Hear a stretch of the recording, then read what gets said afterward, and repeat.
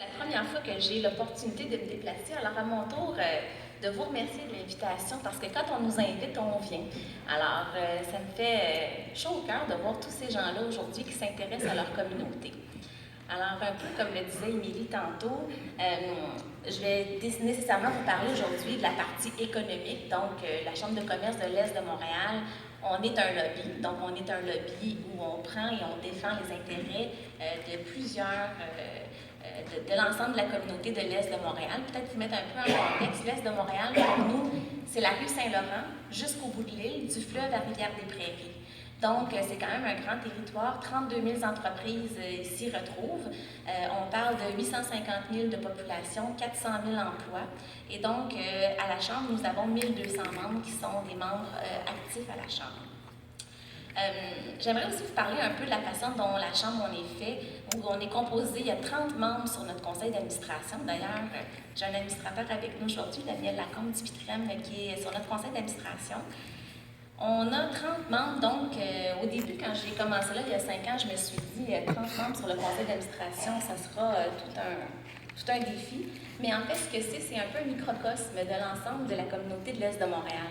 Donc en fait, j'ai des gens qui sont des OSBL, j'ai des grandes entreprises, des PME, des gens qui sont au niveau industriel, également des gens qui font partie de la communauté qui sont également des manufacturiers. Alors, au fil des ans, je me dis que quand on a des questions, quand on a à prendre position sur certains des enjeux, bien, le conseil d'administration qui est engagé, qui fait partie aussi de plusieurs comités à la Chambre, ça nous permet vraiment d'être en mesure de bien réagir. Je vous parle des comités à la Chambre. J'ai une quinzaine de comités qui travaillent sur un paquet de différents projets, dont un comité que je trouve qui est bien important, où on pourra discuter aujourd'hui, c'est le comité des enjeux socio-économiques.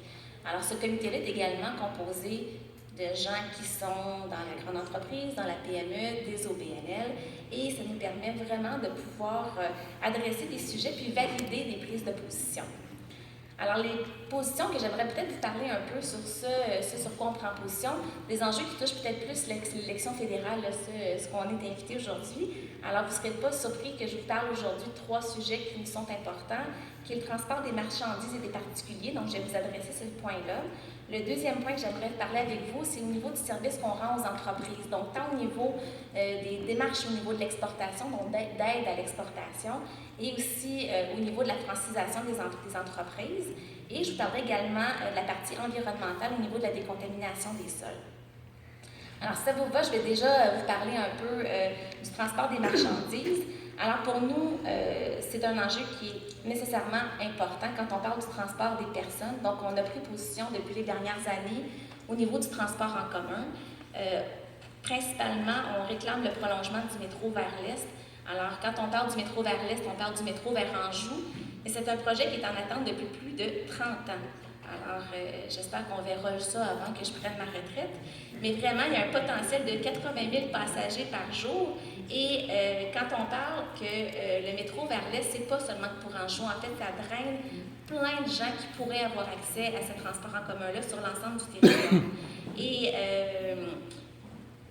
ça va être important aussi, il y a plusieurs parcs industriels dans l'Est, je ne vous cache rien, il y a 11 parcs industriels dans l'Est de Montréal. Ces gens-là ont besoin d'avoir des employés qui se déplacent et qui se mobilisent vers les parcs industriels.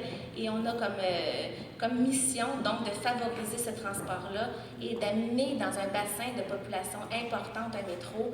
Il me semble que ça avait du sens. Alors, mes élus et les candidats ici, là, je vous invite à le considérer promptement. L'autre chose aussi, c'est pas dans le Merci-Est, mais quand même, on appuie l'implantation des systèmes de transport alternatifs, entre autres les services sur P9.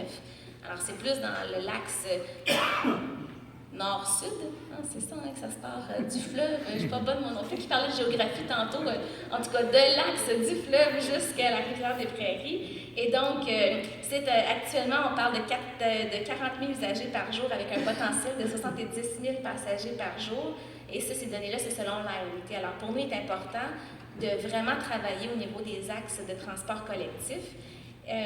Et c'est une infrastructure qui est importante pour favoriser le transport en commun, accélérer le service et réduire, bien évidemment, la congestion sur notre réseau routier. Bien évidemment, le service sur P9, ça aura aussi un impact important au niveau de la revitalisation de ce territoire-là. Montréal-Nord fête ses 100 ans cette année et on fait vraiment beaucoup d'investissements au niveau de la ville. Et la SRB sur P9, ce serait que le prolongement de ce qui est déjà en place. Depuis les dernières années également, la Chambre de commerce de l'Est de Montréal a également travaillé à soutenir la mise en service du train de l'Est. Alors, le train qui passe de Mascouche pour se rendre au centre-ville. On est en train d'inaugurer les dernières gares. Il y a des nouveaux centres-villes qui se créent alentour des différents pôles. Alors, au niveau de l'emploi, au niveau de l'économie, il est également important de s'assurer qu'on soit en mesure d'utiliser ce train-là et de favoriser aussi que les citoyens de l'Est de Montréal puissent avoir accès au service du train de l'Est. Encore au niveau du transport, je vais parler du particulier. Maintenant, laissez-moi vous parler un peu du transport de la marchandise. Vous n'êtes pas sans savoir que vos voisins, c'est le port de Montréal. Alors, le port de Montréal est un acteur économique important et on a donc à travailler avec eux au niveau des infrastructures routières. Et pour nous, l'enjeu qui est lié au développement du port de Montréal, au niveau de la fluidité des transports, c'est d'éviter cette mixité-là de transport. Donc, comment on peut mieux faire pour que les camions et les marchandises lourdes se rendent promptement du port vers le port et à l'extérieur du port, sans justement utiliser les réseaux routiers sur lesquels on habite. Alors pour nous, on prend position également pour s'assurer qu'avec le ministère des Transports, avec la Ville de Montréal et également le port de Montréal, pour favoriser qu'il y ait des sorties qui puissent avoir des embranchements qui amènent les camions directement vers le port de Montréal. Donc on parle de sortie de l'autoroute 25 et également le prolongement sous ligne Dixon. Ce sont des dossiers de longue haleine, ce sont des dossiers sur lesquels on travaille depuis de nombreuses années. Et je vous assure que le port de Montréal a vraiment pris à cœur ces différents dossiers-là et investi des sommes importantes pour s'assurer que ces ententes-là tripartites, donc provinciales, municipales et privées, puissent avoir lieu dans les meilleurs délais. Les dernières discussions que j'ai eues avec les gens au niveau du ministère, c'est qu'il y aurait les premiers plans. On est déjà je ne me rappelle pas du terme qu'ils utilisent, en pré-projet. Et on devrait avoir des nouvelles par rapport à certaines de ces sorties-là prochainement, vers la fin de 2016. Soutien à l'exportation, je ne sais pas, est-ce que je suis rendue trop tard? Je prends trop de temps? Oui. Bon, alors, je vais finir avec l'exportation. Je pourrais vous parler toute la soirée sur les différents enjeux. Alors, l'exportation, à la Chambre de commerce de l'Est, on a une équipe qui aide les entreprises au niveau de leurs besoins en exportation.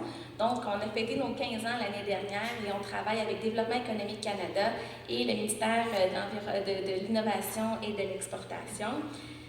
Bien évidemment, vous savez que dans l'Est, c'est le berceau des entreprises manufacturières qui s'y retrouvent. On a besoin de travailler avec ces entreprises-là au niveau de l'innovation et également pour les aider à percer des nouveaux marchés à l'international. Avec le taux du dollar qui est baissé maintenant par rapport au dollar américain, c'est un bon moment pour que les carnets de commandes augmentent. Par contre, mes candidats, je vous interpelle pour vous assurer que nos entreprises puissent aussi avoir des fonds disponibles au niveau du financement pour l'innovation. Donc, en période où on peut innover, et là, c'est là le temps où on doit innover tant au niveau de la machinerie pour être prête à pouvoir livrer les commandes quand les carnets de commandes se remplissent. Je pourrais vous parler encore bien longtemps sur plein de sujets, mais je vais terminer là-dessus et puis vous me poserez des questions un peu plus tard. Ça, il va nous rester du temps à la fin là, pour des questions. Merci vraiment beaucoup. Désolée, le temps nous manque. On va maintenant céder la parole à M. Yacouba Dion.